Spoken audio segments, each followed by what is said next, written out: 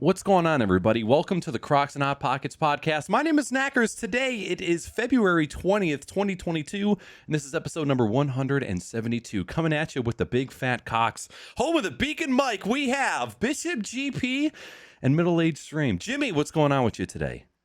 Now, what's crack-a-lackin'? I was actually streaming today because I have tomorrow off, and so I wanted to play video games, so yeah. Sheesh. And I hopped off about an hour-ish, a little over an hour ago, and had dinner, and here we are. You're hopping back on after this podcast, aren't you? I've thought about it. You should. I'd probably be too tired. I will see how I feel. I think I'm going to. I think that's an official quote for me. I think I'm going to. I've been. What's up? It's me, you guys, your boy BishopGP. I've actually been falling back in love with streaming, and OBS, Good. and content creation, and specifically like the tech of OBS and the storytelling and all of that. And I've been really excited. I've been diving into it a ton because of work, but also because of personal stuff. Like I streamed the first time in a little while playing Celtic Kings, which is like an old RTS game. And dude, that shit is so fun, man. I love just playing chill, relaxing, hangout games. It's just where it's at. It was cool to get a chance to raid you. I was excited to see you live the other night, so I'm happy. I know I'm happy to see you back too, man, because I like your Twitch content. I think you do a good job. You've got a good vibe streaming. I watched that stream back, which I have the practice of never watching my own streams, which is bad. Or like I just don't don't enjoy watching it. But I watched that stream back and I was like, man, that was good. Like I had fun. I was chilling. I was talking the whole time. You know, I was talking about the game. That's when they're good. It was so good, man. When you're having, it was obvious you were having fun. Yeah. You know. Yeah. So it was a good stream. Yeah. Before we started with the podcast, we were just chatting about TikTok a little bit for those of you that are just joining, and Bishop had asked the question. Yeah. So, we were looking at like, or Jimmy brought up that he feels that anytime he puts any effort into a TikTok, those are the TikToks that don't do as well as the ones that he just fly by the seat, just fucking 30 seconds and you have a TikTok put up. Mm-hmm. And I made the observation that just looking at Knacker's TikTok, I know that like I get because I follow him, but I get suggested obviously all of the posts that he does, and the ones that do really well, right? It's this persona that that is Knacker's, which is like tech, comedy, all that fun stuff, mostly surrounding streaming. But then Knacker's also branches out away from the tech portion of that, just to make funny TikToks or like react to things in funny ways. Sometimes he duets like large creators and just says something stupid, but it's like within Knacker's realm of comedy. And I feel like watching that, I feel like Knackers obviously has like this part of TikTok that does really well, but he also just allows himself to just make content that he wants to make. And he doesn't, from my perspective, it doesn't really seem like your objective there is to make something that's going to blow up. You just want to make it, and it's like authentically like entertaining to watch just because it's something you want to make, It's a little bit of twofold. I don't want to say that I 100% authentically create whatever I want because it's what I want to do. It's kind of where I think of an idea that I know that I want to create, and then I try to use the strategy of the platform to contextualize my idea and form it to how it would perform well on TikTok. So a lot of the times I'll see a trend or I'll see a video and I'll go, this trend is funny as shit and I like it. And I just screenshot the song or I create a draft of the TikTok to save that sound. And then over the next couple days, I think of a way for my content to use that trend to come up with a piece of content. So it starts off with me thinking I want to make something about this particular thing, but then figuring out, like, by consuming a lot of TikTok and by watching other creators, I figure out how to take that, contextualize it, and then put it out. Yeah. A lot of the times, like, doing a tech tip, I obviously love educating people about technology, but a lot of tech tips do well because there is a shit ton of value baked into such a small video. Yep. Whereas, like, so just for an example, like me deep throating a beer bottle a couple days ago on TikTok. It's short, it's funny, it's to the point, it's within the niche of streaming. That performed okay. It got like 7,000 views. And then I've had other videos that have like comedic timing or more on the value side, and they get up there as well. Just yesterday, I made a quick video about Windows 11, how fucking stupid it was that there's a pixel in between the start button and the corner of the screen that you can't click the start button. And now that video is sitting 150,000 views. And that was just me being dumb and funny and ranting about something pretty stupid, Yep. and that does well. Yeah. No, I think, and that's why I like, and Jimmy does the same thing, I think, with TikTok, right? Like, obviously, like, there's the stuff that he posts that's like, hey, come to the channel, blah, blah, blah. But then he does the stuff that we know. Like, you have to be like inside on the joke. Or, like, he made that TikTok about him being like a Twitch partner and like, hey, I put on my Twitch partner socks and I opened my Twitch partner box. Like, that shit is hilarious because you have to be in on the joke to realize it. It's like one of my least viewed TikToks. love I'm that like, one. So man, funny, man. I was like, God, it's just me memeing Yeah, all over yeah. it. What you got to do, And you wait until the next affiliate versus partner rivalry to flare up again, and then you re-upload that same video. You don't change a fucking thing. Yep. You use a trending sound and you put the sound all the way to 0, and then you tag a bunch of affiliates and say "fuck you." I think TikTok, of all of the That'd be platforms, great. is the platform where the core audience, like the main audience, is really bad at digging any layers deeper than what's at the surface, right? So like the immediate reaction you're gonna get is like the daily streamers or the people, like the community of people that like support streamers, that immediately are gonna see that and be like, bro, yo, you've got such an ego, babe. But like they don't go that extra step of realizing that this is the whole joke, right? What a And there's something about TikTok I mean, that, I thought it was pretty obvious that it was satire, but whatever. Yeah. Wait, did you get some flack for that? No. Oh, okay. But good. if it No, was people would have to see it Yeah. for it to receive Sure. flack, knackers. But here's the other thing. That's another thing that I do with my, like I grew up wanting to defy people. I grew up wanting to get a reaction out of people, and that stayed true. So of course, like when I have a video about technology and Windows, and at the end I say "fuck you, Linux," that's actually how I feel, but it's also to get a little bit of a reaction out of people who are dumb enough to fall for the fucking trap. So I am very conscious about putting subtle traps in there. Like my video about, I think it was Elgato's foot pedal. I opened at the beginning of the video. I opened the box with a drill. Bro, you don't have a fucking knife that you can open your box with? What the fuck? And it's just like I'm soaking it up. I'm over here twiddling my thumbs. Oh yeah, because hard. haters mean more interaction that's going to boost you up higher, and I get it. No, I'm not saying you obviously have a talent for the short form content, and you also understand the way the platform works in order to generate those views, and to do that's a skill. I do not possess that skill. I just don't, and it's something I've, just like Twitch took me forever to get good at. I'm sure it'll probably take me a little longer than usual for TikTok, but at least I can, I'm thankful to have people like yourself to talk to that understand it a bit, Yeah, I think you've done it in the past, so I don't know if I agree with it. Like maybe on TikTok and how it relates to TikTok, but look at that like Coach Jimmy video that you made, where the whole idea was like you coming out and acting like a dickhead coach, right? That if someone, like if that was public and like a regular, parent saw that, their immediate reaction would be like the quintessential TikTok reaction, where it's like, oh my God, like you shouldn't be a coach, dude. But they don't realize that there's like a deeper meaning to that. Yes.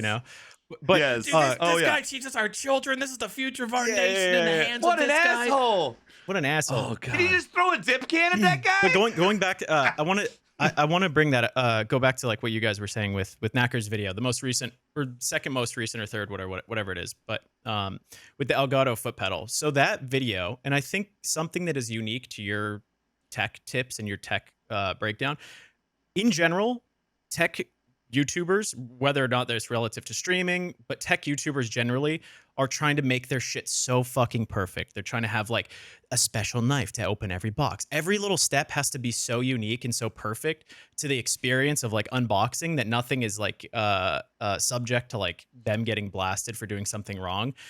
That I love the fact that you are doing things that are against that, right? Like the foot pedal video of you going underneath the desk and showing your ass and being like super awkward underneath the desk, that is what every single user is going to do when they're installing the foot pedal. That is like the quintessential experience. It's not going to be elegant. People are going to be like fishing cables underneath the desk and like feeding their USB up. It's going to be like that's the experience that is true, right? It's not going to be like this well-lit scene where you're riding in on a little like skateboard and you're underneath the desk and like there's cables being fed perfectly and elegantly.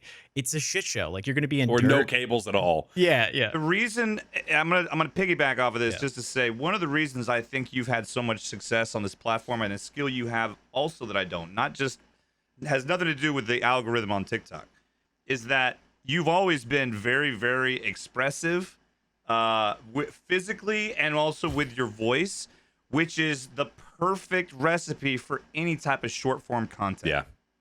So you having that is an additional signal boost because a lot of people enjoy that type of comedy. Yeah. You know, it's a mixture between slapstick and satire and, a lot of fun things. It's like Jim Carrey-ish, you know what I mean, in a way. And I'm not calling you Jim Carrey. You're your own thing. What I am telling you is I'm sure that you probably like Jim Carrey because you have some similarities there. Hopefully not sexual similarities, because didn't he give somebody syphilis or what was that?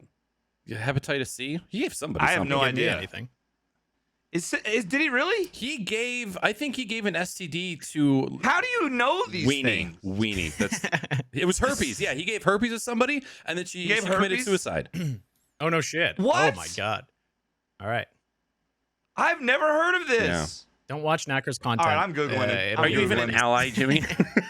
You fucking asshole. I've never even heard of this. I don't give a fuck about Holy celebrity shit. lives. I just thought you were Now she funny, says like, allegedly. Now when oh, allegedly. So she read this off of fucking like 9gag. National Enquirer or some shit. Jesus. Okay, Weenie. All right. But anyways, All right. I thank you both for blowing up my butthole. It feels very nice. It's one of those things where, and I've never experienced this on a platform before, where me just being myself naturally is a good recipe for creating content on the platform. Like YouTube has been great for me lately. Twitch has obviously been a struggle for a really long time. Instagram, Twitter, super slow growth. But for whatever reason, the way that I am and the way that I prefer to create works really well on TikTok, and it's starting to work well on YouTube as well. And what's great is your it's your success on TikTok has pushed me to branch out beyond Twitch and realize that I cannot have all my content eggs in one basket, so to speak. And I love Twitch. Yeah. I love the platform. But it really kind of made me realize how important that was. And not saying doing or even replicating what you've had on TikTok is what I can do. I'm just saying or make light of it. That, I'm going to do it now that Knackers did it. That's not what I'm saying. I think it just made me realize how much it was important to not be focused completely on one platform. Right. I got to spend a little bit of time developing in other places, not just to bring new viewers and new audience members in, but also as a way just in case something crazy happened, Yeah. or maybe I got a ban from Twitch for some reason. Something happened, who knows? Right. Right. Yeah, I think the thing that's, and not to just continue to jerk Knackers off here, but the just to continue jerking him off. I think that the thing that's important isn't just like the fact that he's syndicating, which we always talk about, like, oh, post your content here. This is a great way to grow, blah, blah, blah. But I think that you're also proving that your style of presenting can exist in multiple places in different formats and platforms. And I think that's something that I've struggled with a ton in the past as like a creator is I obviously had a large following on Instagram. Well, relatively, not like 1 billion followers or anything, but like if It was 1 billion. it was a 500 million. But coming from that and then going to Twitch, You influencer on Instagram. but going from and transitioning from that to Twitch, it was like I was trying to replicate the communication style that I was using on Instagram, and I realized it didn't work. And then I created like this new way to present myself and be authentic on Twitch, and then I didn't use that and transition that back to the other platforms. So I feel like I have like a different I speak different languages on each platform, and I feel like you've done a really good job of like being Knackers everywhere, right? Where like now that I've like become comfortable with myself just on Twitch, like back when I first started streaming, I'm starting to do that more on the other platforms. But I feel like you have like it's very clear who you are regardless of where you look at your content, right? Whether it's Interesting. Instagram, I never thought about that. YouTube, Twitch. Yeah, I think that's pretty cool. Dude, Instagram's fucking. I don't know. I still don't understand It's that shit- it's platform. shitty I where it's deleted going. Instagram like 2 years ago. Shitty TikTok mixed in with shitty Snapchat. It's just like the platform that steals ideas from everybody at this point. It's like I think I deleted Instagram the day I found out that it was owned by Facebook. Like I found out it was owned by Facebook, and I was like, man, fuck this. I Yeah. just deleted it. do you guys ever But find I never liked the platform that much anyway. Yeah, I know So- that you deleted it, Jimmy, because you literally just said it. But Knackers, do you ever find yourself on Instagram and you're like scrolling and you're like, man, TikTok is really weird today. Something's weird about it. And you're like scrolling through like these videos, these 60-second or 20-second videos, and you're like, man, this is weird. And then you come to the realization that you're not on TikTok, but you're on Instagram, and you're like, get me out of here. And you close the app and then swap over to TikTok. Does that ever happen to you? I used to. I open TikTok or I open Instagram. I see if there's DMs. I see if the first 4 people that are listed in my stories are worth clicking on, and then if they're not, I just fucking close out. There's no incentive to use that platform at all, and I'm sure the day will come when it will be. But there's nothing connecting me to that platform whatsoever. Yeah, it's a shit. Yeah, I just got tired of it. Fuck I just got Instagram. tired of Fuck it. you, Instagram. I mean, it's just part of my problem was it wasn't quite 2 years ago I deleted it, but it was over a year ago, I think. And one of the reasons I deleted it was All the DMs. it just from kept Super Hot peppering me Chicks. with fucking ads all the time. It was Yeah. like every 4th or 5th thing was an advertisement. Yep. Even, I mean, I get ads on other platforms that I don't pay for, which I don't have a problem with ads, but it can't be that. I mean, it was like Facebook. Yep. And now I was it's like, God.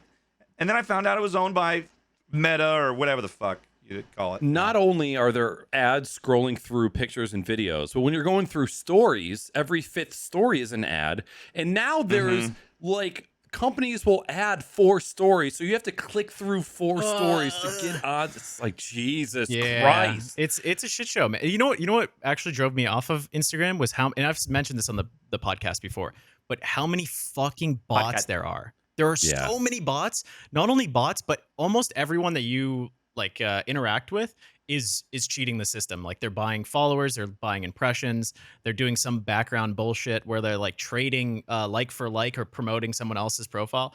It's just like, oh, it's so gross. It's like the LA of fucking social media. I think that's the best way to put it. It's just a bunch of bullshit of people that don't care about anything but themselves and just posting shit to grow. And What would Reddit be? What would if Reddit was a place in the world? No, because there's a lot of parts of Reddit that are not like yeah, there's some K-Kona shit. I would say, you know what I would say? I would say Reddit's like New York City. Because it's literally like a freaking melting pot of all these different groups there, man. Yeah. It's one of the most, I'd say it's like Reddit's like New York. It's literally everything.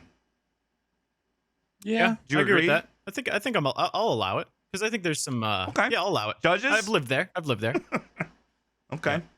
Wait, I really? love New You've York, lived in man. New York City? Yeah, I lived in Weehawken, New Jersey, which is just over the water, and it's like right up. There's like Hudson River, and I lived right on the water across from New York. Yeah. I like how this is your sign for the There's a Hudson river. I'm on one side. New York's on the other. Did you live Okay, in a got van? it. Got it. Down by. I think I was only like 18 or 19 at the time, but yeah, God damn. Oh my God, it's getting cold in my office. that was 10 You years got to ago. turn Oh my- your personal air conditioning unit down. Oh, that's right. Woo! Oh. Oh. Yeah, I used It's to live upside in down, New Jimmy. York, but I'm not a partner or anything. Yeah. Oh. That was his Twitch partner blanket, by the way, in case any chat was wondering. All right, let's skedaddle on to kind of some talking points. First, before we get started, as far as video games, Bishop, what have you been playing? Whew, sheesh. I've been playing. I keep going back to Valorant. That's kind of like my queue-in game. Yeah, every now and then, whenever I want like a quick little FPS shooter game. But I've actually Quick little sesh it up. But I've been playing a lot of Celtic Kings, man. Like I've been going and playing some retro OG games. But in this past couple weeks, I feel like I haven't played a lot of games. I think that I've spent a lot of time like surrounding games. But yeah, SnowRunner, I played for a little bit. Celtic Kings, obviously, I streamed that for a little bit. Valorant. And I want to say that is it. It has been a really dry gaming. Foxhole. That was the other game. Foxhole, and that's it. Those are all the games I played. Oh, I remember Summit streaming that. I have not watched Summit in months and months. Summit 5G. Summit 5G. I haven't been watching anybody that isn't a friend recently. Like when I launch up Twitch, just find somebody that I know and that I know is going to be a good time and lurk. Well, you just probably, dude. I spend most of my time lurking on Twitch too. Yeah. But Ready or Not. That's the only other game. Sorry, I don't know if that was Oh. on. Ready or Not. I've been playing that. That game's sick. That's it. I've been playing. So we stay on topic. We got a lot of stuff to talk about. I've been playing a lot of Cyberpunk 2077. They just dropped the new 1.5 update. This came out last week, and let me just tell you, as somebody, I played it on release, and on release I had it for the Xbox Series X. Okay, and actually I originally played it on the Xbox One X, and then I got the Series X shortly after that, and I got about 30 hours into the game. Not 30 hours into the main story, but 30 hours total playtime. I encountered a soft lock, basically. And my last save had been like, it wasn't a quick save, was like 8 or 9 hours before that. Oh. Jimmy, So- don't you know to stagger your saves? I do, but I got so ensconced in the game. Ensconced, look it up. That I couldn't stop. So let me just say now, the game runs on, you can play it on PS5, on next-gen consoles. It runs, and I don't want to hear you PC people because I already know it can run fucking do all your shit already. I can't run it. But if you play it on a next-gen console, you can play it in, and you have the 4K display, of course, which you should for a next-gen console. It's a solid 4K 60 in performance mode that has none of the ray tracing shit. But if you turn ray tracing on, it's 4K 30 stable, where there's no real dips at all. But honestly, dudes, I tried both to see. You can barely notice the ray tracing shit. Yeah. I would much rather play the game at a stable 60 than a stable 30, and it's a beautiful experience. Yeah. Playing this game in 4K 60 is just like, it's awesome. Yeah, It's yeah. so immersive. For anybody curious, Oh. the game, I just bought it because I had forgotten. It is currently on sale for half off. You can get it on Steam right now for $29.99. And I know that my current PC can't run it, so I'm just buying it to have it in the future. Future-proof when it, I'm yeah. ready. Yeah. Yeah. Well, you could run it. You just would only be. You wouldn't be playing it. You want to play this game in 4K. You want to play this game on a high definition display. At least because it is 1440p. beautiful. Yes, you want to play this game on a high definition display because it is gorgeous. So anyway, enough about that. I know there was some other stuff. No, about, I think that's a good transition, man. I think that's a great transition into my first topic of good. the day. Dude, who Do it. cares about me and my video games? Yeah, fuck your video games, We're Knackers. still No one talking cares. video games. We can't transition yet. Nice save, Jimmy. I've also been playing. All right, let's move on. A bunch of retro games. Usual. Sekiro I started this last month. I haven't played it in 2 weeks though because I've been playing other shit. Sekiro. And then what was the Jimmy's the I only had real gamer on this fucking podcast anymore, man. We don't even play games, man. This list is longer than my penis, dude. I did my first ever sponsored stream where a dev actually paid me to play the game. Not just give me a key, but actually pay me to play it. NDA.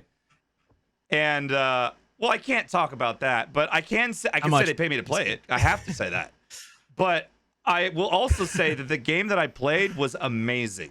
And it fit dude. like the stream perfectly. Hashtag And ad. I've played it since then. Like I love the game. It's a fan, and if you have Game Pass, it's called Infernax. It's awesome. ad. Go get it. I'm telling you, I love the game. Hashtag ad. Dude, It's a great game. Influenced opinion. He's been influenced. He's been influenced by the money. I have. But I know people who haven't been that played it and love it just like the same. Yep. And a lot of people in my community I gave out a bunch of free keys for it because I didn't realize it was on Game Pass. The dev sent me keys for whatever I wanted, and I was like, oh shit, well, I already actually have this game. I'll just give these away. They said I could give them away. And I was like, cool. Dude, isn't it great so- to get paid for something that you genuinely like?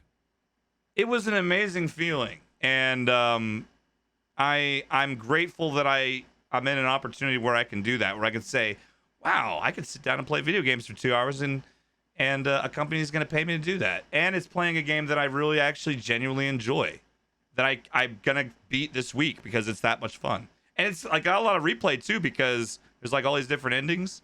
I'm telling people, because I'm telling you, it's a great game. You mother. All right, this has been a sponsor segment brought to you by Fortnite.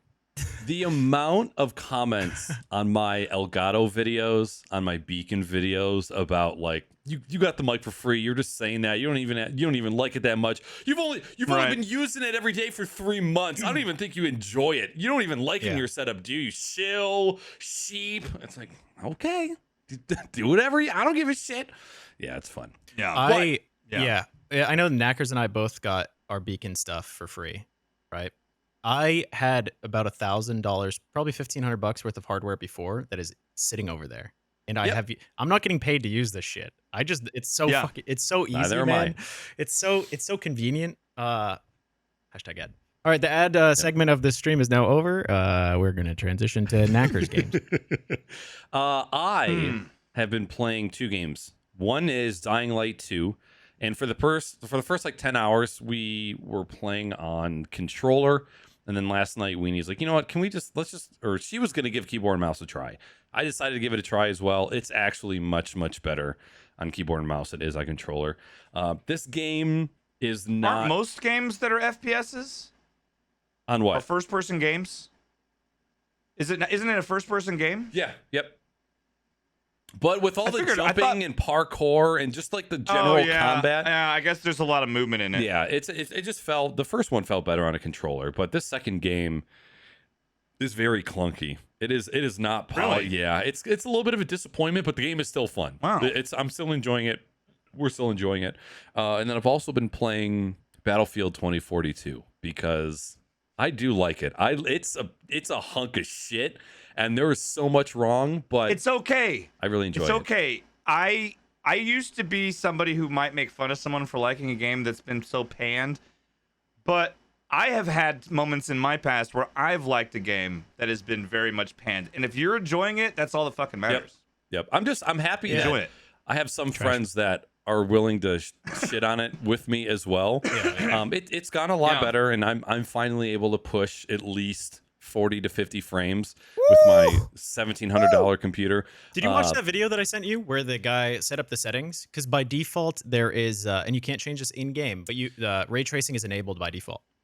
There's a way to get like, I was able to get like 170 frames per second. You don't have no ray tracing with his damn. But that's the problem. It graphics forces card? it by default. It forces it by default. You have to change it in the NVIDIA settings. You have to watch that video. I'll link it back to you. But wait, why would it have ray tracing if you don't have an RTX card? Because Battlefield is that EA fucked this up so bad that is how bad it is. Not only that, but your mouse control is tethered to the properties inside of controller settings for smoothing, by the way. That's why it feels like dog shit. Yeah, I'll link that video back to you, Knackers, because I see it in our DMs. Go through there and dude, I got like I got an extra on my 3080. I was doing like 90 FPS and I got up to like 170, 180. Holy shit, dude. Yeah. Go through it and do it. Trust me. The fucking NVIDIA you might have just changed bus. his life. It's true, dude. Battlefield is the biggest heap of garbage game that is literally like, for me, it's a port from Xbox that they put on PC and didn't consider a single fucking thing when it came to like mouse and keyboard controls, like the mouse smoothing. You have to go into your controller settings to enable some or disable some like controller settings that affect how your mouse works, which is like, how do you guys fuck that up that bad? But anyways, great transition to the new meta. Woo! So I was thinking about this the other day. I have a buddy named Ramik Arts. He's Armenian. He's like 36 years old, and I spend my nights talking to him in Discord every night. So that's doxed.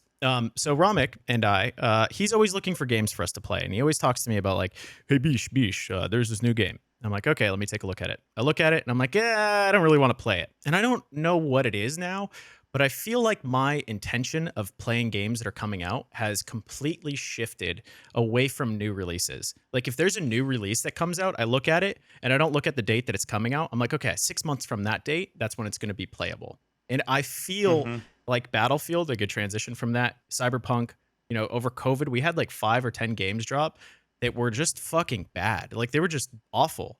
And if you look at like some of the best games that have existed over the past decade or even 5 years, games that like Jimmy will go back and play, like Skyrim, if you any Elder Scrolls or any Bethesda game, Witcher 3 Witcher when 3. it released was kind of not very good. Yeah, yeah. I didn't So know that. if you look at like Yeah. even GTA, right?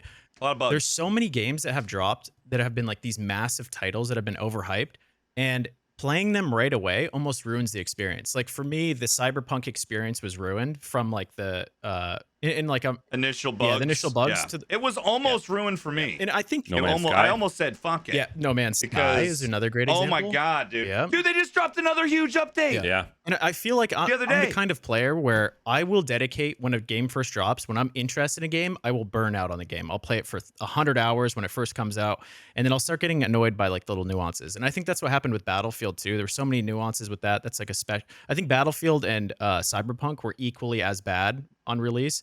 Cyberpunk was a little less complete because it was a much larger scope game.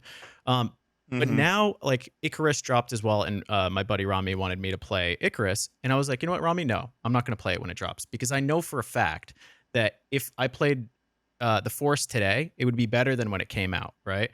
And I feel like there's almost like this 6 month to a year buffer now when games drop, where I don't even want to touch them, right? I want to wait that. Can we specify here? Yeah. Because I agree with you to an extent. When we're talking 6 months to a year post-release, we're talking AAA titles usually. Yeah, I'm not yeah. talking small indie. Smaller indie titles, those are generally a little more polished. But then that's because the scope of the game is generally smaller as well. Yeah. I found now I'm not saying that indie games can't release with bugs. But what I am saying is you don't see that happen As as often, much as with the large AAA titles. So I don't have a problem so much if it's an indie title. And I wouldn't even though No Man's Sky is technically an indie title, it was funded by Sony, and that's one of the reasons why it was pushed to release earlier than they should have released it.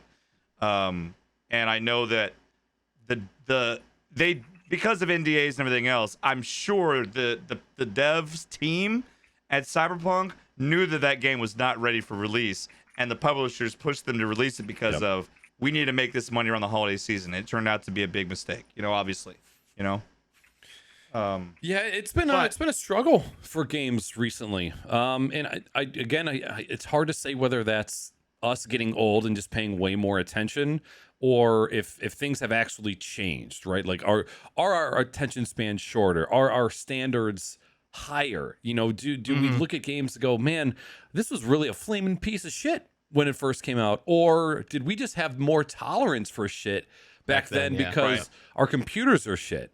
It's kind of hard. With 2042, I had to make a stand and say, anybody who's talking shit about this game, I'm just going to ignore it, and I'm just going to play it and see how I feel about it. Yeah. Because if I were to go back to that Reddit thread that lists every good mechanic that Battlefield has ripped from the franchise over the years, I'm going to depress the shit out of myself. I'm not going to want to play it because it just points me back to the nostalgia of the game and things that I know I'll never have. But when I shut all that out and I get into Discord and I hop in with some friends and I play the game, I have fun every time, even though it's a hunk of shit. Yeah. And I think I'm somebody who thinks that social media is awesome. I love social media, even though it is the devil. But when it comes to video games, social media is like the Antichrist. When it can be the best thing in the world. Like, would Wordle be what it is without people sharing their Wordles? No, Wordle would be fucking dead. Yep. But I have a Wordle room in Discord that I don't even use, but people in my community use just because they love fucking Wordle. Yeah. And I have it muted. I have the channel muted, but I have people that post there every fucking day, because they love their Wordle.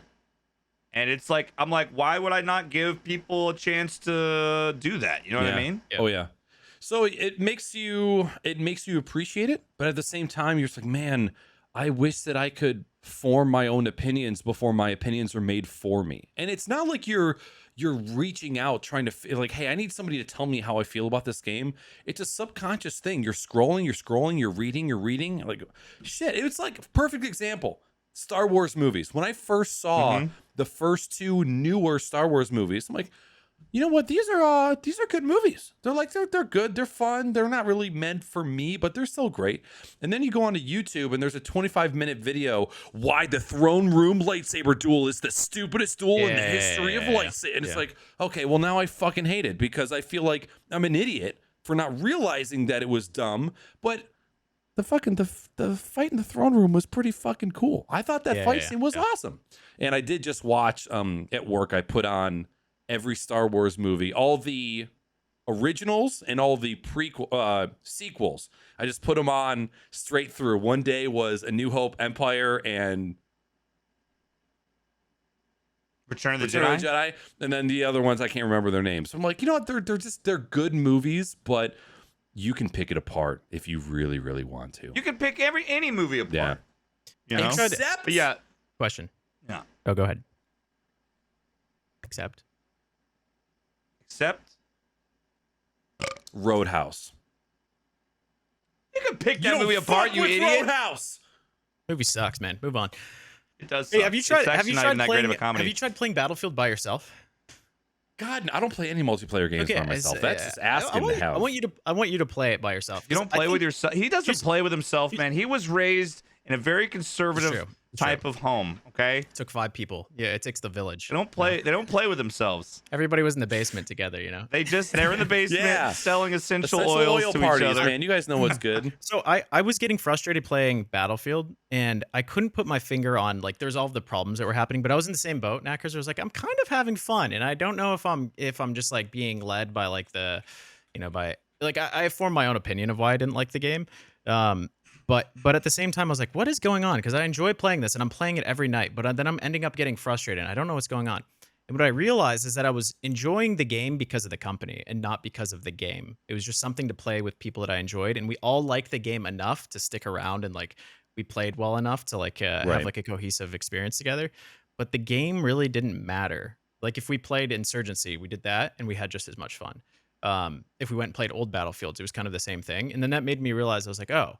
So this game really isn't significant or interesting to me. It's just the people that I'm playing with that makes it more fun. It's like they're willing to play with me and play this game.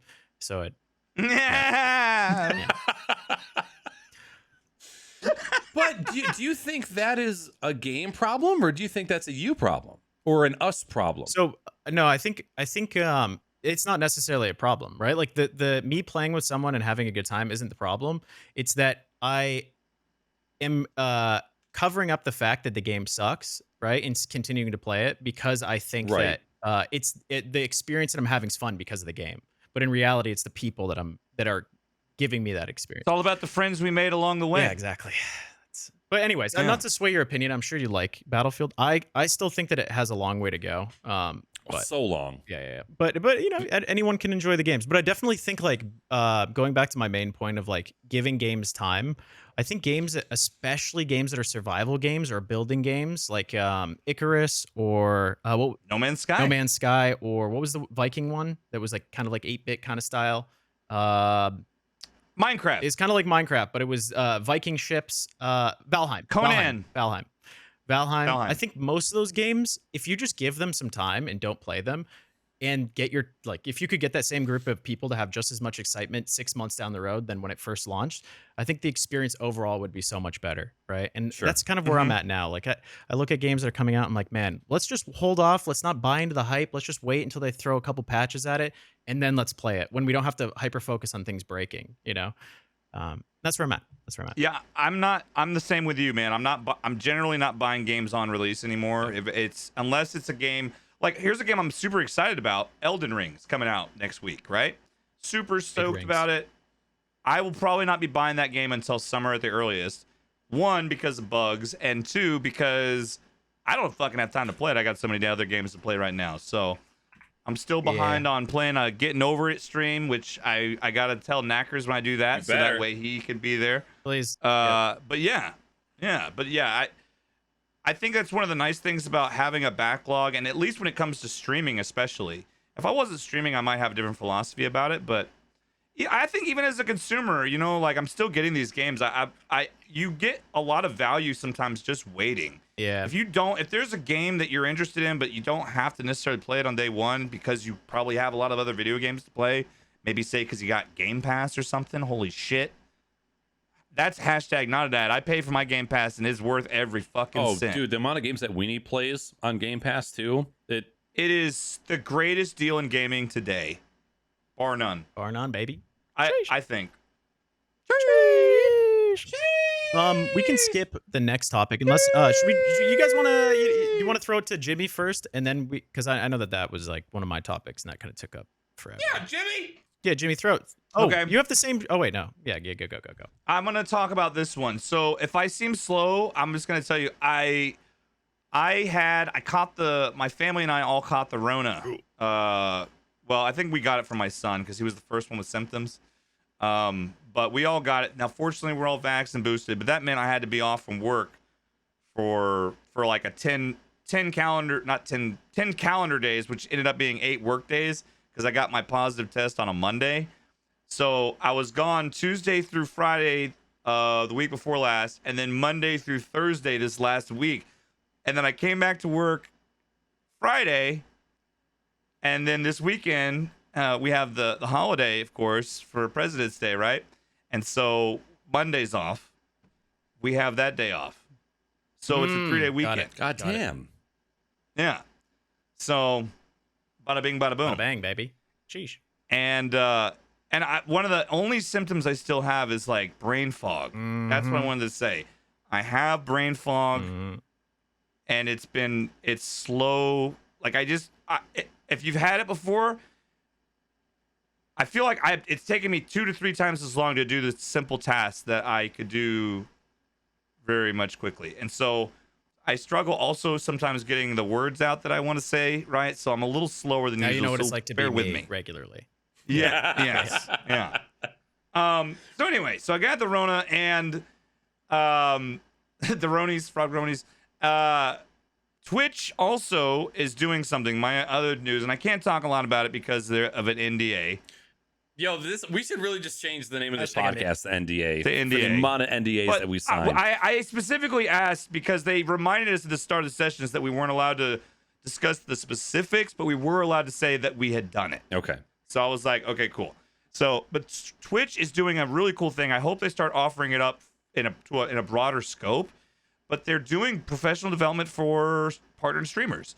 They send out emails and say, hey, would you be interested in signing up for these webinars? I attended one last week. It was on growing your community on Twitch. It was a 1-hour webinar with probably 100 of. They had different slots you could sign up for throughout the day. It was probably a room of maybe 100 people. I have no idea. And I'm doing one next week on marketing and how to market your channel and stuff like that. And these are things that like the growing your channel one didn't provide me with a lot of insight, honestly, which I gave feedback on. I just said, hey, these are things that I feel like this particular webinar was probably more beneficial for maybe someone who'd only been streaming on Twitch for a couple of years. I've been streaming on Twitch for a longer than that. However, there's some partners that got partnered within a year. Yep. You know what I mean? So it's like, I don't, for me personally, it didn't make a lot of sense, but I get why it made sense for those other streamers. But I'm really looking forward to this one because I know zip about fucking marketing, and to get some great ideas from whoever's doing the keynote. And these are all people working with Twitch who are also streamers generally, or they're like Bish that may stream from time to time, you know, hopefully more. But it's just, I think it's cool that Twitch is doing that. And I'm not trying to flex the badge because I know that, you know, there's a lot of people that should probably be a Twitch partner that not necessarily are, but at least it's a start. I think because Twitch, there's a lot of things that you could say Twitch is doing wrong, but this is one thing that I appreciate, that Twitch is making an effort to provide a way you can professionally grow your stream. So I give them a pat on the back for that. I don't know if it's common knowledge that Twitch is doing that because they're just sending it out to partnered streamers, but I did get confirmation to say yes, it's a cool thing they're doing. Yeah, one of the hardest things, even me being, you know, in this for 8 years plus, just like you, Jimmy, it's really hard to find a mentor, somebody who like we all have friends and streamer friends, maybe content creators that are bigger than us, nobody who is a content creator has the time to mentor you as a content creator. They already have sometimes a full-time job on top of their Twitch career or their content creation career. And like the only people who make good mentors are the ones who are genuinely more concerned with your well-being than they are their own. And of course, that's not the case for everybody, but it's really hard to find somebody who, especially meet somebody new in the content creation space that genuinely takes an interest in your well-being and your career. And it's nice to have the platform provide resources for you to do that. And again, there's this weird fine line between stream coaching, which has been a very, very taboo subject for a really long time. And oh my God, there's a name I want to say out loud right now, but I won't. It's But you already know who it is. I do too. It's in my mind. And boy, do I have Kazams. stories. Oh, I'm sure. The line between that dumpster fire and SolarStream, a platform that I believe in for helping people. And the only reason I haven't subbed to SolarStream yet is because I just don't have time to go through the content right now. Right. I plan on giving them a subscription this summer, so when I actually have time to go through it. Code Knackers on SolarStream. DGG hashtag ad. I will use it. NDA. So it's awesome to see people StreamWiki that are people that are making the content are actually people that are trusted, and then also to have a little bit of coaching from the platform as well, because your success is the platform's success. So it is advantageous for both parties to make you better at what you're doing. That's great already. Well, and the thing is that these are the things that are beneficial to streamers, because it's very much the business side of things that, unless you have a background in business and marketing too, and which I guarantee most streamers don't. And there are things that you need, because if it becomes a larger stream and you're running it more like a business, then you need to be able to learn how to do some of these things, right? You know, it's I'm glad that they're doing it.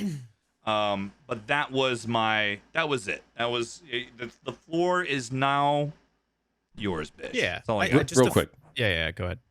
Whoever put I'm no longer under NDA but sign new NDAs under my shit in the script, I laughed out loud sitting here at my desk when I fucking read that, because for a while there it was nothing but NDAs and none of us could talk about shit, and now most of us are free from the majority of what we were talking about.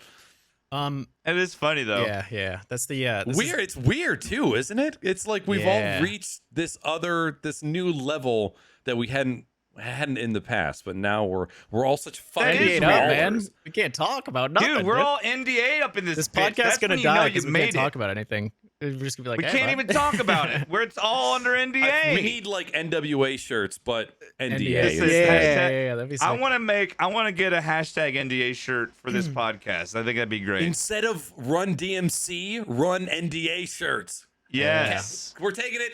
Trademark. Copyright. Can't steal the idea. I'm putting on my merch store right now. It's mine. It's mine. I think it's really good that Twitch is taking the initiative to kind of provide, the resources and accessibility to do that, because I ditto everything that, like, obviously, like, Twitch's objective is to get you to be the best streamer you can, because then they'll make the most money possible. And I feel the same way when it comes to third party, like anyone that's claiming to be able to help you grow, they're always like, anytime that there is a monetary value that is put against that, or like part of their content, them helping you provides back to their content and their growth as a content creator. I always like stray away from those things, because there's always like a exterior objective, and the main motivation for those people is to grow or to make money. And the product that they're selling, which is like the influence or this feedback or whatever it might be, is less of a priority to them than it is, or than their monetary gain, right, by providing you that feedback. So obviously with like stream coaches and everything, it's like, their objective is to grow their own streams and to become content creators through the interaction of teaching The you end goal. Yeah, the yeah, end yeah. goal is different. Yeah. The Yeah, end yeah, goal yeah. is different, is what you're Yeah, saying. exactly. So the end goal is different, which I definitely think is awesome. But I also think from like Twitch's perspective, right? Like it's also something that differentiates them from the other streaming platforms if they can help you become a better streamer, right? Like that's a tool and a resource that might not exist in another place, which I think is awesome. And Right. it drives back to like the whole community experience and helping people develop as content creators. And then my other piece of this, and the other point that I want to bring up, is that just because someone has been successful in creating their own content doesn't mean that they can teach you how to create your own content. Yes. That is Yeah. such like drive that into your brain, because I feel like so many people find a little bit of success and they think it's some sort of formula that they came up with, when a large majority of success on Twitch comes from luck. It comes from who you know, and it comes from what other driving factors you have outside of Twitch that bring some And sort of natural born influence. talent. Yeah.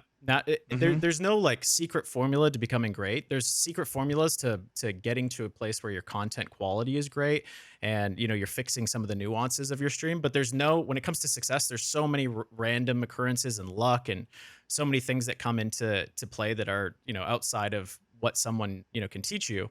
But also, like, going back and reiterating this point, just because someone is good at creating content doesn't mean they're good at teaching you how to create content, or good at using their formula to help you grow. So I think like a lot of streamers fall into that trap where they're like, hey, this person, is a partner and they can help me grow as well because they know how to do it and they've done it. And then, on the flip side of things, I think that, and I've noticed this just in my experience, but it's like when you reach out to a bunch of streamers and say, hey, what helps you grow? Like, what are like the main determining factors? When you ask streamers these sort of things, they respond with what immediately comes to their mind, and it might not be accurate information. So anytime that I see like a resource where there's a bunch of, streamers that have provided feedback or this or that, a lot of the time they focus on the factors that they think drove them to success, but it may have been an underlying factor of that factor that was the true thing to for people to learn. And and like that's a big piece of it too, is like being able to have a party that is third party, that has nothing to gain realistically, that can synthesize that information and be like, okay, what about this? What, stripping away all the fluff and all the language, what was at the core of their success, and being able to teach people that. I think that that's extremely valuable. So I'm actually excited that Twitch is doing that. I'm going to look into it myself just to see like what information is in there. Yeah, it's I know that you probably would easily get access to the slides they present. You know what I mean, since you're working there. But yeah, man, I'm glad for it, and I think a lot of the things that you just said were 100% spot on. Even me being a teacher, I have a hard time. Like the only people I generally help on Twitch when it comes to if it's technical stuff, well, I'm not an expert. I just point them to the experts and say, this is where I learn how to do this. Like if you want to get better at something, then I can point you where to go. But there are very few things that I could actually teach someone about my stream that I think that it's not that I just learned from somewhere else. And I don't think I think some people, I think Twitch, just like any other platform, a lot of people want to like just jump on and then instantly find success and not realize that, God, it's probably gonna take, there's no guarantee you're ever gonna find success, for one, and two, it may take you quite some time to figure out what the right mix is. And even then, maybe you found the right mix, but just because of either certain factors that are outside your control, it may never generate a very large following. And that is where some of the luck comes into play. And like you said, the people that it could be just getting the right raid at the right time while you playing the right game that just brought you a much larger following that got you to that next step. And that's one of the weird things about Twitch, is just like any, there could be a lot of people flood to the TikTok platform because they're looking for that one TikTok that's got the millions of views and blows up their success. But the reality is, for every 1 million viewed video, there's a million with 200 or less views. And the amount of followers that you get from those videos that blow up, it's not a lot. Like even just from like I maybe got from that video that hit 150,000 views 3 days ago, maybe 20 followers. Like in the Dude, every single video that for every video I like on TikTok, I probably follow for every 100 likes is like one follow maybe for me. Yep. Yeah. It's probably about every 100 video I like, I might follow an account. To bounce off of your earlier point, Bishop, and this is something that I was thinking about the other day. The one of the factors that you have no control over is, and again, this is me anecdotally, what if I have a personality that doesn't currently resonate with the PR managers or the PR people of brands in the streaming space? Like, what if in 2022, my personality isn't something that all of the people who are in charge of making decisions for brand deals doesn't resonate? Mm-hmm. It doesn't matter if you're. It doesn't matter if you're skilled. It doesn't matter if you're likable. You could just have the wrong kind of personality that people are looking for at that time. And that's just like timing. Again, is a huge thing. Yep. I'm a huge people person, and generally one of my not one of my skills, one of my Talents? no, it's not even a talent. Like one of my Buttholes. Personas. Traits. one of my pros as a person. No, we all have pros and cons. My pros are I don't have a problem talking about penis. The con is a lot of people don't want to talk about penis. One of my pros is that genuinely or generally I'm liked by the people I meet at first. But that again, it's not all the time. And you bombard them with cocks, and they just so much penis. That's again, but one of the pros. Like, if you think I'm comfortable about talking about penis, I'm probably comfortable talking about a lot of things. That could be a pro or a con. So somebody who is an amazing photographer, a fantastic video maker, a really good storyteller, they could have an abrasive personality that doesn't resonate well with people who control brand and brand deals and stuff in the streaming space. And for me, I'm not that great of a streamer. I'm not that great of a video maker. And my technology is just kind of like, this is me being honest, Jimmy. Don't shake your head. Disagree. Shut the fuck up. But anyway, shut up, bitch. Maybe it's my personality that shines brighter than those other things. Because I guarantee there are people that look at me that go, he knows less than I do about video and audio and tech. Why is he getting the connections? Why is he getting the brand deals when I know more than him? And this is shine through. Because he has a mustache. Is the correct answer. He has no hair. Brands know that he has. I did have a mustache. But you have a mustache. It's just very mild now. It's all the same length. But anyways, that's just something I was thinking about the other day. Like something that I'm good at, that I have no control over, that I didn't train my personality, right? I'm just me. Yeah, I have a thought on that whole thing that just popped into my head. Maybe when you're doing a tech review and you deep throat the microphone, maybe that in the viewer's mind, right? The viewer's mind, they look at that and they're like, okay, he's being vulnerable. So he has a vulnerability where that connects me with, okay, he's being authentically himself, but he's being vulnerable. But I also know that the brand probably doesn't want him doing this, which also makes his opinion a little bit more valuable to me, right, as a viewer, because I know that it's not the brand's communication. Because the brand didn't write him a brief that said, deep throat your microphone at this point, right? So dude, if a brand ever does that, I've won. I have won. Yeah. But yeah, I think there's a piece of that as well. And I think like my final point on this whole thing is like, another major thing is like there's no single source of information that has all the answers when it comes to content creation. Twitch doesn't have the story that can make everyone successful. Twitch doesn't know. If I look at the people that I follow on Twitch, most of them probably wouldn't be, if they were going to review like their content and the way that they talk, they probably wouldn't like half of them, right? Like they probably wouldn't agree with the messaging of the story. Like, they probably, I know that a few people that watch you and that like your content, Knackers, but, I don't think that coming from a single source, there's at any point, right? Whoever it is, I don't think that they have all the answers, but it's good if you go into it trying to learn something. And I think Jimmy brought this up and he said, some of the information that they gave me wasn't relevant to me. It was relevant maybe if you're just starting out streaming, but for something that's, and I think, yes, like it's good for him to give them that feedback, but I don't think that they should change that because they shouldn't cater to every single streamer's feedback. They should just be like, what did that like what worked for you in that? And I'm sure they're doing this, but what worked for you in that feedback? And if you can take away one thing from that interaction, it'll make you a better streamer. And like Sure. in my personal experience, like I used to edit videos all the time, and like work on different graphical projects. And whenever you're working on any of these projects, there's millions of files. There's like graphics files, there's audio files, there's raw video, there's finals, there's project files, all this. And I used to be the kind of editor that would sit and throw shit on a desktop in a folder, and it would be all over the place, and I'm just linking files all over my PC.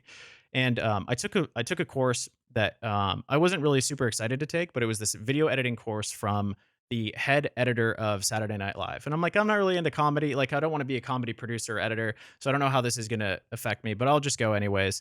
And I went and did it. And the single most valuable thing that I've ever been given as a content creator was his breakdown of how to manage files. And he had Yes. like this folder and this organization, and I've been using it for 10 years now, and it is the single most valuable thing that I've ever been given. Even though 90% of the lesson that I read through didn't teach me anything new, or what didn't really resonate with me, that one thing has impacted my work tenfold over. Like it's the most valuable thing that has ever happened to me. So I think going into like every website that says that they can, like even stream coaches and all these people, they have some relevant information. There's relevant Mhm. information in all of these places that you can take.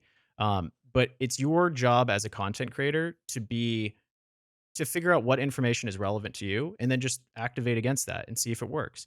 And then just make it your own, right?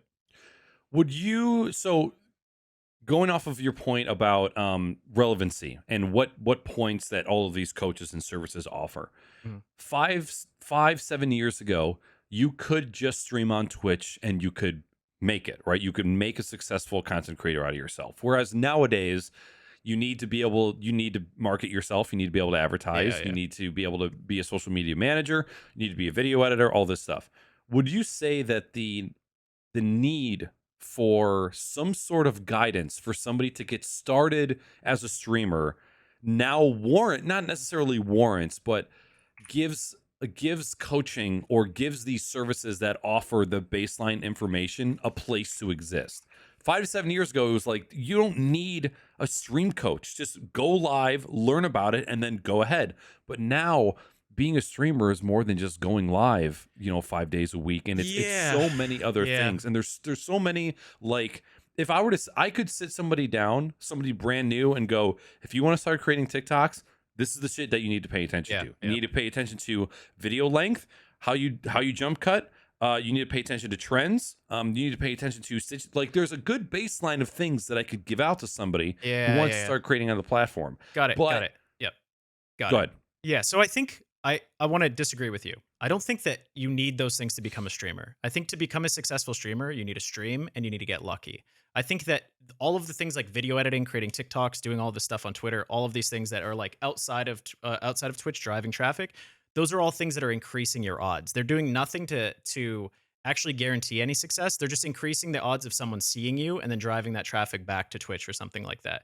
So I Okay. don't think, like, if you wanted to become a streamer today, yes, all of those things would help you. They would increase your odds of becoming successful at streaming to a certain extent, whatever that level of success is. But if you look at a majority of successful streamers, even in the past, 10, or let's just say 10 months, 2 years, none of them are doing like, it is very rare that they became popular because of these algorithms of like posting content everywhere. There are a lot of cases of people that happening, but like the top 10% of or 5% or 2% of Twitch, those people aren't like, they are now, but they didn't start out that way. So I think yes, like my suggestion would be like you're saying, like if someone wants to get into TikTok, there's so many great things that they need to know before they start if they want to have more success at the start. But the single most important thing is experience, right? It's getting out there and just doing it, Right. and then using like, you have to start somewhere. You shouldn't start by watching a video. Maybe start and figure out what streaming is in general, and maybe a few little tips. But I think a lot of people get overwhelmed with a ton of information at first, and Oh yeah. there's kind of like that medium ground of like just learning enough to get started, getting a bit of experience under your belt, and then slowly improving. I know myself, I'm a perfectionist. So like I'm gonna sit and watch all those videos and I'm not gonna stream, right? I'm gonna become the best that I can through learning as much as I can, getting as much information as possible. And the things that I've found success off of come from experience and not from those things. Those are just like, yeah. 100% agree. But the one other thing I want to say, on that topic. And while I agree, yes, luck is a factor, but that's one thing that you can't ever count on. So you have to just keep increasing your odds to create your own luck, so to speak. Yeah. You know, there's a saying out there. It's like an old coaching saying that I had a coach used to say to me, and I think I've said something similar to my own athletes at one point, was that luck is what you make. You make your own luck. I don't like to. I mean, good luck. It's like, yes, we say it, but what if I'm really telling you good luck to do something? Like, I would never say that really so much in the game. But if you say good luck, it's like, if you've created the opportunities you need to be successful, you're gonna have good luck. You create your own luck. Yeah. If that makes sense. Yeah, I agree. To a And I degree. think Knackers has a follow-up from what I said, but just to reiterate, I think that there's a medium ground of experience and information. And I feel like you shouldn't lean too far on the information because yes, that'll help your odds and help you be better at the producing of content. But the best knowledge that you can obtain comes through that experience. But The best teacher's experience. but also your experience, it's like your multiplier of experience will be higher if you have that predetermined that information that you received from like someone that's teaching you or someone that gives you some feedback or like advice. not having your microphone face the incorrect direction for 9 months. Right. Yeah. In your this isn't a trap question, Bishop, Yeah, as yeah. I know you and I are both good at. What information would you pay in your current field, not even Twitch streaming, just general video editing? What info would you pay to have gotten faster rather than learning it through experience? I think the things that I would have paid for were things that weren't things that, so like the way that I learn is that it's through things that I'm passionate about. So if I obtain some sort of interest, I'll watch 100 tutorials on it. The things that I'm not interested in are things that I don't like that aren't immediately apparent to me. So like how to organize a project file. I'm not going to look up how to organize a project file because I don't care, right? I don't know that See, that's I a problem. would, and that's that. I love the difference between us. So I think that that's a really tough question. I think that I would have paid for information that makes the job easier outside of what I'm passionate enough to learn, like to teach myself, right? So like I know that I'm motivated to teach myself how to use After Effects, but if someone came in and said, "Hey, I know that you're passionate about learning After Effects, but let me stop you and let me teach you just some fundamentals of how to increase your productivity before we get into like, you know, how to use the effects and do all of this stuff, like how to organize a project, how to what plugins you should be using, you know, what nuances." That stuff's so incredibly valuable because you learn it through experience. But if someone can teach you it right away, it prevents you from creating bad habits. So I think that's the answer. It's the things that you're not passionate enough about to learn immediately, like you're not going to chase it, but it's things that would potentially prevent you from creating bad habits prior to gaining the experience. Sure. But that's very nuanced because it depends on who we're talking about. And Well, what it's they're- like you wouldn't go into a fucking burning building like as a firefighter without any sort of training. Yeah. Like, right? Like you can't just go into streaming with it. You have to have some knowledge of something unless you literally hit go live on your console because it's that easy. Yeah. But you know what I It's mean? like If how to you're organize- expecting to have success, you have to have knowledge ahead of time. It's like in anything. it's like as a fireman, right? They might teach you how to go into a building and break, you know, do everything that you want to do, prevent fire. You like can this watch a video on being a fireman. Yeah, Doesn't make you a fucking But the- fireman. You got to still the do nuance, it. the nuance would be the experience from someone that's been a firefighter for 10 years that teaches you how to set your belt up correctly, right? Right. How to reach for the equipment, where your equipment is, why he wants his equipment in the particular position based on the experiences of like how hard it is to reach for that equipment when you need it. That's the stuff that's relevant to me and that I care about. And You're making the equivalent as a streamer, like just how you set up your displays, your game display, whatever ancillary display you might have. You got to have a minimum of 2 screens to stream because you got to be able to see chat. So I'm under the assumption that everyone has either a gaming device and at the very minimum a mobile device or an iPad to watch it on. But most streamers I see have 2 or 3 or 4 or more monitors, you know. But the average Twitch streamer who streams regularly, I would say probably has at least 2 monitors, you know. yeah. I would say So 2 devices. I would count an iPad or even phone as your second screen because that's still a second screen, you know. No, it's I appreciate your answer, Bishop. I gotta pee real quick. But Jimmy, while I'm gone, I want you to think of what skill or experience or knowledge that you've learned over your past 6 or 7 years of streaming would you have paid to learn faster as opposed to struggling on it for 2, 3, 4 years? And obviously it's not something like I wish somebody would have taught me how to talk to chat better, but more so like what technical skill or what like fundamental skill of being a content creator or being a streamer would you have much rather paid like $100 to take a Twitch class that said like, hey, doing it this way is dumb, do it this way instead?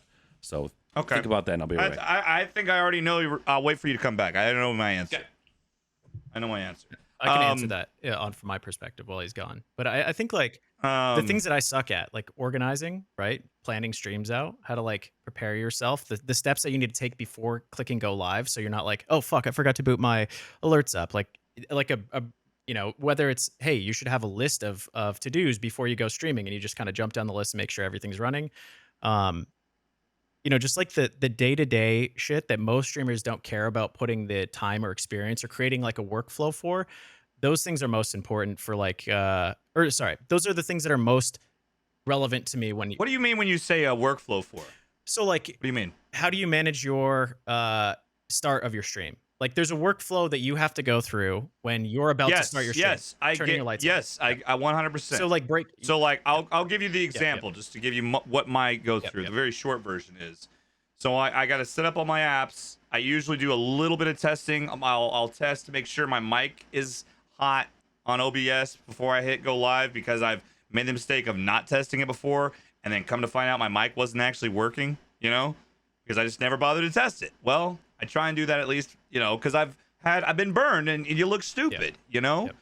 And then once all the little technical stuff, when I actually start streaming, one song with the intro, I've got a start video that's all together, it's less than 10 minutes, and then I have my basic, I'll start the stream one of a couple of different ways, and then I do my rewards. I'll give the golden dickle of the day to the first person in chat, and I have a silver Jinkies award and the bronze Zoinks award. So I do all those, and then it's just saying hi to everyone. By the time I do all that, I'm 20 minutes into stream. Easy to do, like, and say hi to everyone and go in. But you have to do that because you need to recognize these are the people who are like your core members, man. They showed up like right when you started. You need to recognize those people. It's important for me to recognize them, and I know it probably feels when they get recognized too, like, hey, streamer knows I'm here. We're here to have a good time. If you're not taking the time to do that as a streamer, unless you're a fucking like pro at your game, which I guess good for you, but why are you even streaming? You know, why are you streaming? Kappa. If you're not gonna, I know that a lot of people say this, but you have to find a way to engage your chat, and you have to do that right when you start, right from the moment you go live. And if you're not doing that as a streamer, then shame on you. Shame. Shame. I meant to do the shame, not the rig. Sorry about that.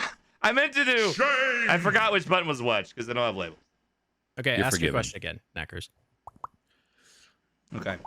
Wait, the question I had before I left? Yeah. Yeah, you said what was the one thing that I wish I knew early on that I could have paid for to know? So not necessarily in that context, but over your 7 years of streaming, what skill or what thing would you have paid to learn faster than by learning through failing or through experience? How to read chat and how to ignore chat as well. Learn to ignore chat. Yeah. I get people that love you have to learn what to engage with and what to just fucking let go because of what it breaks up the continuity of the stream. Now, there are some streamers out there that read literally almost everything in chat.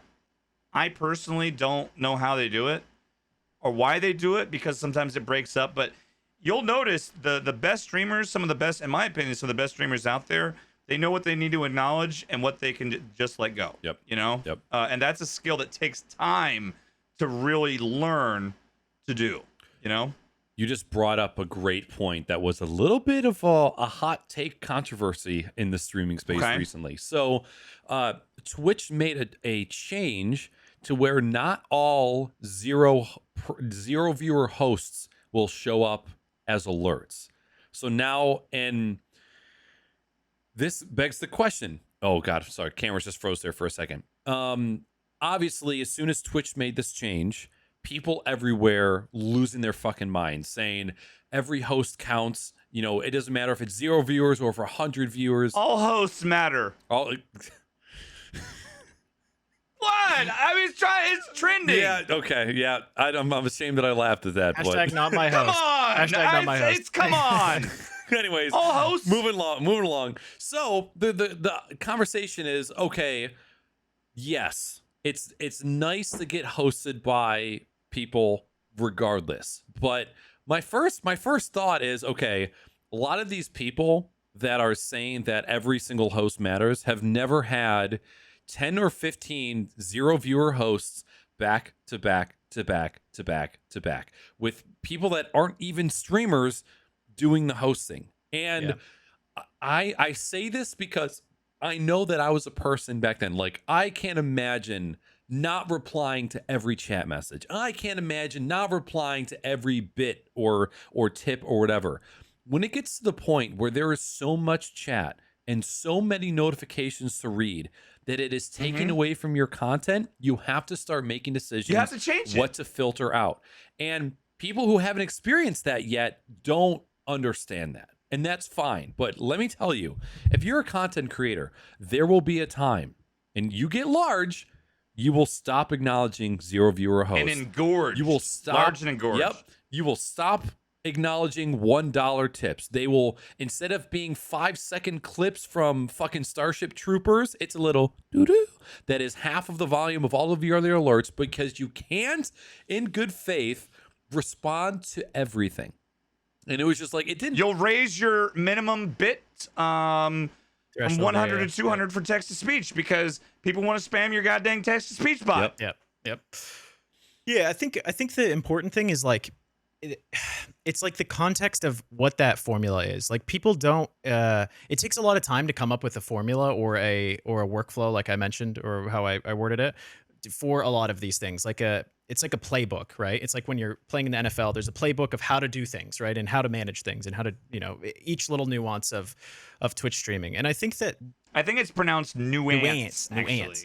And I think it's important to, like, as a streamer, if you're just starting out, or just like me in general, like, I would love for BBR, right?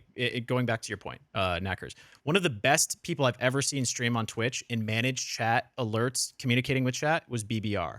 And it's because he started his stream and he created a segment. He knew that this was a problem. He was getting so much chat that it was interfering with him playing games. And it felt weird when he first launched into games and he wasn't, communicating with chat. So what he did was he added the beginning of his stream to a specific point where people knew that you can get BBR's attention. You can talk to him. It's just you and him. You can sit there and you can hang out. And it was a segment. And you knew that, like, as soon as he moved into the games, it was time to start focusing on the game. And that was the content. Yep. And I think that, like, anyone that, I would pay money for BBR to give me, like, a playbook of why he thought that way and why it was important to segment that differently, and what his thought process was and how he filtered out certain chats and, messages and whatever it was, because he was an expert at that portion of his stream. Like, the beginnings of his streams were, like, the most magical moments of like Twitch in my experience, right? Yep. And it was awesome because, like, you get to the point where, like, you had the acknowledgement, you felt, you felt connected to BBR, and then he hopped into games and he was playing, and then you felt the connection with chat. So, like, it was you and chat talking, and then BBR would hop back and talk about alerts and hosts and stuff like that. But there was a formula that he had for addressing chat and addressing hosts and donations during his stream, and when he would prioritize it and when he wouldn't. But boiling that down into the whys and whens and putting that into a document and saying, hey, like, this is why I do this and this is why I did it this way, is infinitely more valuable than saying, or than someone just being like, I started my streams this way because and went into gaming, because not all context matters for all streamers, right? Like, it's all about the whys and not about what they did, right? So like just the thought processes and the the workflows, I would love that in that portion of streaming to be boiled down by like multiple experts and then put into a document that gives people like a playbook of how to like address chat and how to stream and how to, if you're running into a problem, like maybe the getting hosted by, a 0 viewer host or a 1 viewer host, you notice it starts taking away from your focus, right? Yep. I think that great streamers find solutions, right? So like if you get 20 every time you get a 0 viewer host when you start streaming, you know that a lot of your other chatters are going to go in there and they're going to start hosting you.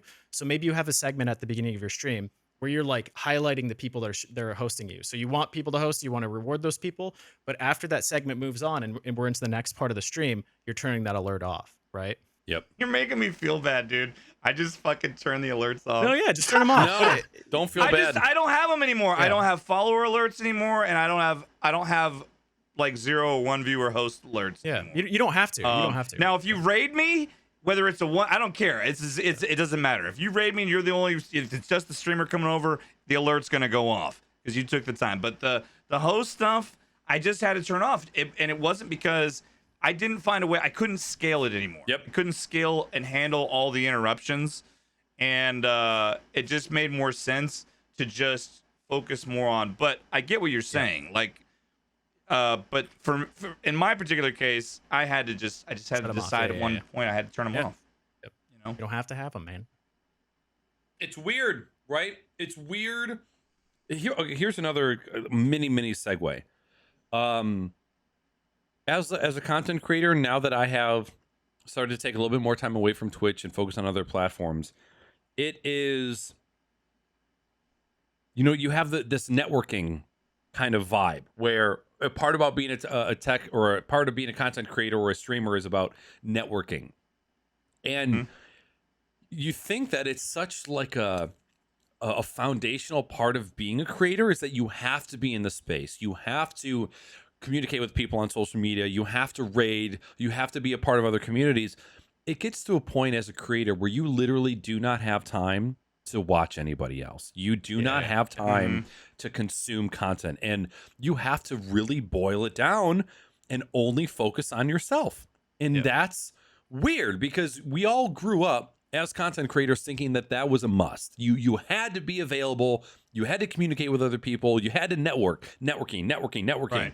And then you realize you get to a certain point where it kind of doesn't have an effect at all. Because the people that you make lasting relationships, they will exist whether or not you're in their stream or not, whether or not you're wishing them a happy birthday on Twitter or not, right? Those core people in your life you're going to have regardless. And when I reached that point within the past year of focusing so much on myself that it wasn't that I didn't want to watch any of my friends, I couldn't watch any of my friends because you're doing so much. And that was just that was an interesting turning point for me in my content creation career. Most of my support to my friends is me leaving on Twitch, at least, is me leaving a lurk on their channel. If it's on another platform, it's making sure I like their most recent videos, share them with other people, occasionally comment on stuff. But that's what it takes. It's not, and the reality is, it's not. You have to, at some point, as a content creator, you have to be a little selfish to a degree. Not selfish because you only have so many spoons. You only have so many hours in a day. You only have so much time to give. And if you're trying to grow and you're spending most of your time that you could be spending bettering yourself, engaged in someone else's content, it's gonna be a lot slower, And so you really it's important to find that balance. And you can still support people and give them that metric that they need for growth without having to necessarily actively be there commenting and chatting and doing everything all the time. Right? You can do that still. Yeah, you can wear people's jerseys, teams' jerseys, without going to every game or watching every game. You know what I mean? And I think that's a big piece of Twitch. That's a great analogy. It's like for me, I hop into people's streams. Fucking Jimmy's wearing his own goddamn jersey. Yeah, he's wearing his own jersey. I wear my own merch, bitch. I don't even care. Wait, But so are you? Wait, yeah, am I, mean, also? technically. I thought I this mean, was you're my wearing pink pink. You're Twitch wearing shirt pink. for a second. But It kind of is your shirt. yeah, I mean, going into people like my methodology, and I think this is like continuing to talk about the same topic. It's like the formulas of why, right? Like formulas of why I do things. So like one of my formulas is just keeping up to date with people. And you guys both know this from your streams and how often I'm in your streams. When I come in, I talk for like what 5 minutes or so, and then I'm out of there, right? Like I come in just to acknowledge, like, hey, I'm watching your chat. I'm here for a You little just bit. described 90% of my Yeah. interactions. I usually come in, I'll talk, Yep. and then I usually leave a lurk, and I may not ever talk again. Yeah. That's okay. And I think that is my formula of not. I don't have all the time in the world to sit and watch everybody's streams. My goal is to acknowledge that I care about your success, right? I enjoy your content, but it's not the main priority in my life to sit and watch all day Yeah. long. If I have time, I'll do it. Like a lot of the times, when I'm playing games, Jimmy, I'll have your stream on and lurk in it because you're not playing games that I'm also playing. So like if you're playing Valorant, I couldn't watch you play that because I would also be playing Valorant and it would double the audio, and then all of a sudden it's like it interferes with me. But you're playing like an 8-bit game, so there's no negative interaction there. Same thing with Knacker streams. Like when he's talking about tech, I might chime in for the first few minutes that I'm in chat, let him know that I'm there. He acknowledges me, I acknowledge him, and then I just sit and watch his chat. Sometimes I hop out, of either of your streams after like 10, 15 minutes. Sometimes it's within a couple minutes, but at the end of the day, I don't think that you necessarily, either of you guys, need my chat interaction to be able to create content. And I think that's an important thing for small streamers is that your content should be the interaction with chat should be supplementary to your stream and not a core piece of it. But you should have formulas of like when to talk to chat, how much to talk to chat, what sort of communication, like how often that person comes in, how long they stay, what sort of conversations they like to lead. And eventually, like, you get to a point, and I know this with like some streamers that I follow, where like sometimes the formula is a little messed up, where people really want to like dive into a deep conversation with you, and it's like, man, I don't want to go in the stream right now because I don't have time to talk about that. And Yes. and that's part of the I'm 100%, and that's okay. Yeah, that's okay. Yeah, That's yeah. okay. That is part of the dynamic Twitch. I have literally gone into streams. I've gone into an Knacker stream, and he's in the middle of a deep conversation about something that I can't touch on, and instead of me interacting, I just end up lurking. Yep. Because I'm like, and I don't feel bad about it because he's still getting my view. I'm still supporting. I know I don't want to derail the conversation by interjecting. There are times I go into streams, and I'm not saying this to flex either. And I know that you guys would I know you probably see this happen. You're a partner streamer. We get it. If people see a check in chat and they're there, they automatically sometimes want to just start adding you, whatever, and you really just wanted to say hi. Yeah. Next thing you got yeah. 7-8 people sending you a message, and I'm like, man, I'm just gonna sit here and lurk. Yeah. That's all. Yeah. And I'm not saying that as a flex. I'm saying that as it's a genuine thing that goes through my mind when I go visit another stream. Yeah, and that's the formula that I want from someone that I would pay for, is like someone that is great with managing chat interactions and understanding when someone wants to talk more, right? Like that's something that it's almost like a social cue, right? Like when you're walking on the sidewalk, I don't know if you guys have any people that live in close proximity to you, but I have this one guy that lives in my building and he loves talking. Like, and I enjoy engaging sometimes, but sometimes I'm walking back from the food carts and I just want to go eat. I need to go in my room. I just want to pass by you, and he tries to have that conversation. I'm like leading away. I'm like walking away, like, and that's the same thing. Some people don't pick up on those like social cues. It is so exhausting. Just let it go. So That's fucking everyone. exhausting. That's is. everyone at my job. I'm closing their door, and Yeah, they're yeah, and that's a big piece of streaming, is like, I don't think it's like that comes with experience a little bit, but I know a lot of like people that are tenured extremers, tenured Extremers. I'm an extreme streamer. They're bad at An it. extremer. Yeah, I have a couple people that are like partnered, friends of mine, that I come into their stream and all that they want to do is talk, and I'm like, fuck, man, like I just want to like screw around with you a little bit, and I want to get out of here.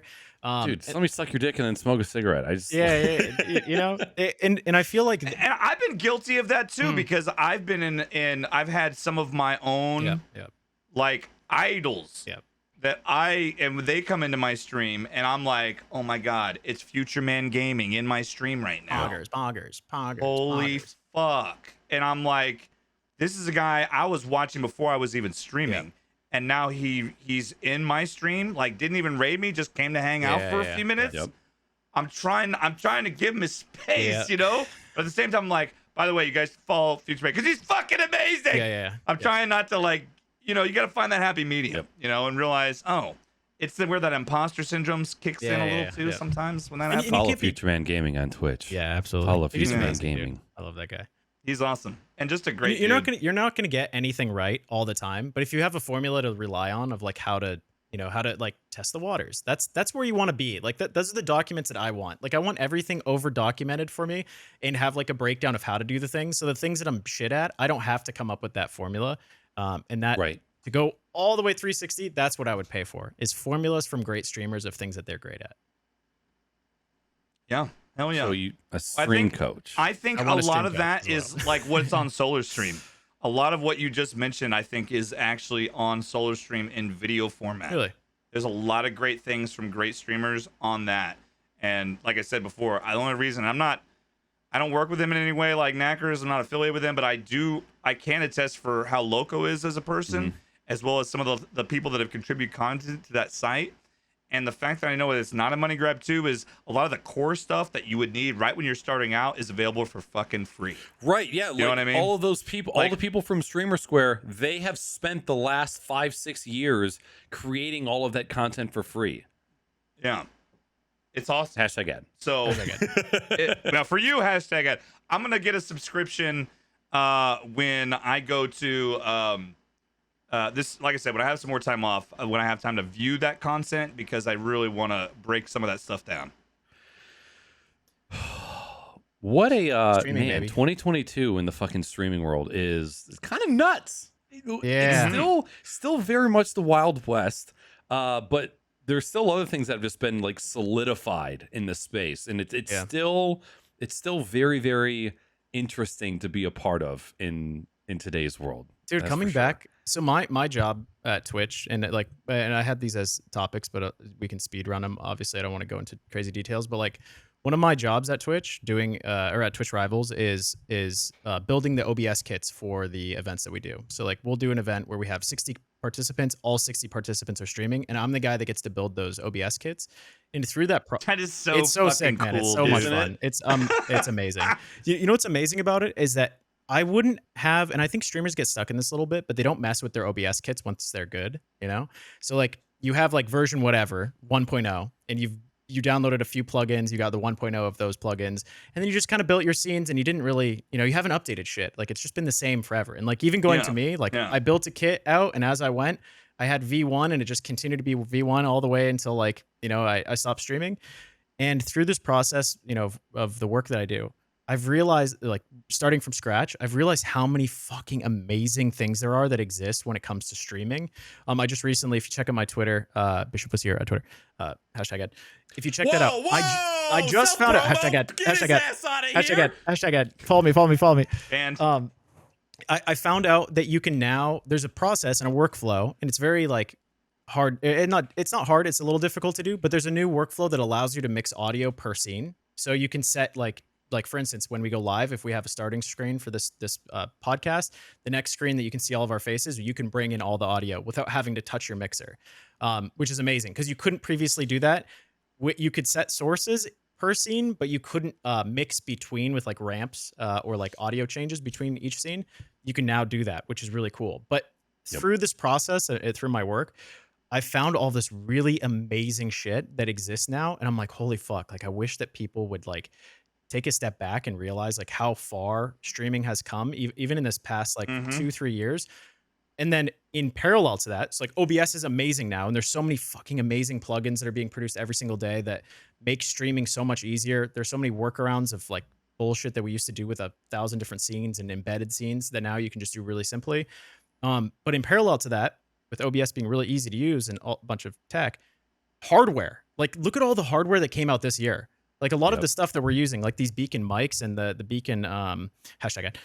I got to get me one of those stream pedals, man. Even like the stream decks, like the stream foot pedal or whatever, or the Beacon Mix Create. Like these pieces of hardware are so far past what we had a few years ago, like it makes streaming so much fucking easier. You don't have to have all this crazy hardware on your tabletop. Life is just like, as a streamer, if I was starting today, it's like so incredibly exciting of how much cool shit you can do with like Mm-hmm. automations and creative, and the tech now exist. The tech surpasses the creativity at this point, Yeah. which is it was the It's opposite before. right. We were almost capped by the technology of our time. Whereas now, and now that we're getting now that we're getting companies that are actually listening to content creators and creating, like, because this is I've had this conversation so many times where you have these newer products like the Stream Deck, like the Beacon Mix Create, or like the PC panel, or Voice Meter. Yes, products like this have been around for a while in other aspects of industry, but nobody has taken them and contextualized them and simplified them for content creators. Because the people who, like, all of the equipment that DJs could use, all the equipment that DJs could use to do what we do now has there. But the people who are DJs want to learn about their equipment to do their job better. Yeah. Streamers, what their stream is does not rely on what equipment they have. They don't want to spend hours and hours figuring out the hardware and the software in order to throw on their stream. They just want to be the entertainer, the creator. Yep. So to see great minds start to come together and build products for everyday people that don't want to spend all this time learning stuff is really fucking cool. And again, just if Solar Stream was out when I started streaming, I would have been already subscribed to them for years now. Yep. For the $10 a month just to get a great baseline of info.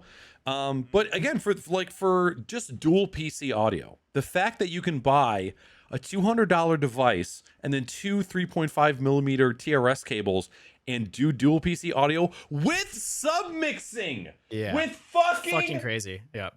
Because previously, like 5 years ago, like when I first joined on the podcast, which is probably what, 3 years ago now? Jesus Christ. The hardware. So the thing that I was really critical of is companies going to other industries and then taking the same product and packaging it and saying it's for streamers.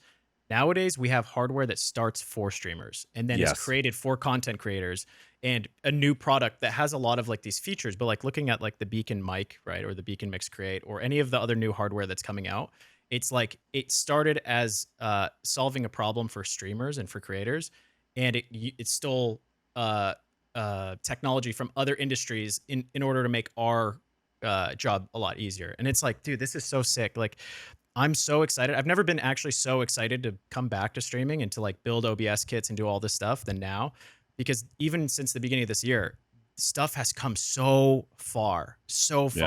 There's so many pieces of hardware. There's like sub mixing, being able to like control audio mixes where they're going. It's just like, dude, the world is getting so much better. It's almost like going from Web 1 to Web 2. NFT, hashtag NFT. But it's like we're there. Oh my god! I don't care about NFTs. Fuck them. Oh god. Oh, fucking JPEGs. That's where we are with streaming. We're in this like new realm of streaming where it is definitely, there's a lot of technology pushes change. There's a lot of things that are on the forefront now. They're just gonna make the broadcast that much better, because you're giving these tools to people who learn to use them and use them well. And it's just gonna make the streams that much nicer for those that learn how to use these new tools. Plain and simple. Yep. You know? Sheesh. But at the end of the day, you still got to be entertaining. Yeah. The hardware and the technology does nothing. Cannot make you funny. It cannot make you funny. It has to be. It has to be. It can't make you charming. Don't lean on the technology. Never lean on the technology. It can't help you create great ideas. It enhances the great ideas that you have. It enhances what's already there. Yep. But you can't polish a turd. You know? It's true. I've seen people spray paint poop before, and it looks pretty good. I mean, you could, but it's still gonna look like shit. So, any final topics that we wanted to close out with before we close this whole bitch out? dude, I'm so glad that we got the chance to be back. I know things didn't happen for us the last couple weeks to get together, but it's good to be back in 2022 with the podcast. We've probably only had 1 or 2 podcasts since 2022 started. This is the second one of this year. Yeah. That's okay. Second one. We're just going with the flow. It's all right. It's all right. Love you guys. God bless. Papa Bleskies. God bless. Oh, Hashtag. God you had bless. to bring God Hashtag into it, didn't God. you? Bless. Jeez. No, we said really- hashtag glob. Listen, Knackers, I'm glob really bless. religious, man. I don't know what you. Globs. We have globs. Yeah, okay. And I'm a Papa bless, virgin. Mhm. You All are. right, let's oh, how could you? Let's close this out. Jimmy, why don't we start with Bishop, I'm sorry. I almost fucked up. I've only been doing this for 5 years. Bishop, give a shout out to yourself. Tell people where they can find you online and if you have anything cool coming up and up and coming. Coming. Come. Lots of come. Come! Yeah, I'm Hi, I'm come. BishopGP, if you don't know. You can find me on Twitch at BishopGP or at Twitter at BishopWasHere. I'm gonna start streaming a little bit more. I'm thinking through a few little tech workflows that I think are really cool. So I'm just playing with that a little bit. I might actually stream me building some of that out. But yeah, I'm excited to start streaming again and get back into it more often.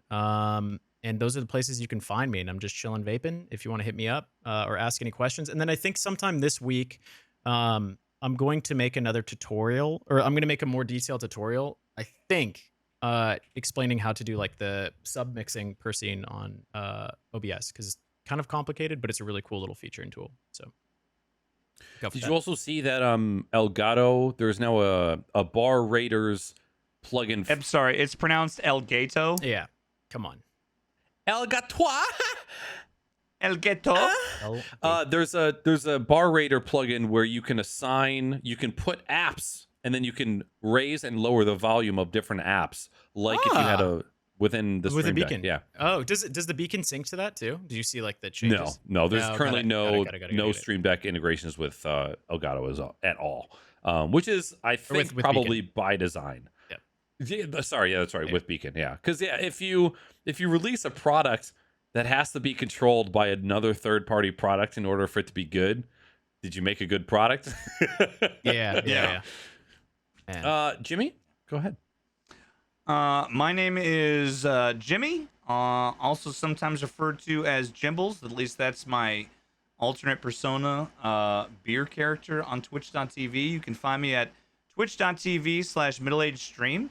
My next stream is right now. Actually, I just went live as we're finishing the podcast. Did you really? I'm currently live. Gee. Yo, sub to I am Knackers on live. Twitch. Check me out on sub to TikTok. Check me Knackers. out on Instagram. Yeah. I'm gonna take a short break. I gotta use the bathroom and get some wine. But I don't have to work tomorrow. I'm addicted to fucking Cyberpunk, so I'm gonna play a couple more hours of Cyberpunk. My wife already gave me permission. So, Hell yeah. yeah. Wait, he's stealing the podcast. He's streaming our podcast, man. He's stealing it. He's He's stealing our viewers. Hey, You know come to Knackers. Knackers, guys. Yeah, come on, Knackers. Come to our podcast. Yeah, come We're just on us. ending. Hold on. Where does oh my god, I typed in my Coming own. all over you. Hold on. How about we'll raid you, Jimmy? How about that? How about it? That means Papa you bless can't you, get up baby. and go to the bathroom or relieve yourself or get beer or anything. Oh my god, he is live. He's stealing our content. rebroadcasting us Wait, right DMCA him. DMCA him right now, dude. Live. Dude, don't DMCA me, please. Don't. Hi, everybody. My name is Knackers. You can find me on this very platform live twice a week on Wednesdays and Sundays. I'm the most active on TikTok, Instagram, and Twitter. So if you want to catch me in any of those, you're more than welcome. There is not going to be a weekly YouTube video tomorrow because I spent the entire weekend drinking, eating, watching Yellowstone, and playing video games. I didn't do shit for work the past baby. 2 days. Good. It felt Good. amazing. You need that. And I'm going need to that. continue that tonight with a little bit more gaming before we go to bed. So Hell yeah. everybody, thank you all so much for checking out the Crocs Not Pockets podcast. We will be back. I'm waiting for my guests to confirm next Sunday. But if we don't have a podcast next Sunday, you'll see us again in 2 weeks for episode 170 something with both MiddleAgedStream and BishopGP here. So we're gonna raid MiddleAgedStream. MiddleAge, what game are you playing again? Oh, you know I'm gonna be playing some Cyberpunk. MiddleAgedStream. Okay, so we're gonna raid MiddleAgedStream. If you guys want to hop over to his channel, if you're still looking for something to watch, you're more than welcome. But in that case, we love you, and we will see you later, or we will see you on another time. Goodbye.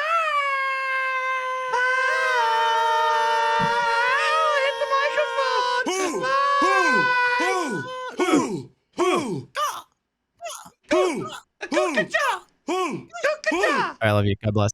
Smooches.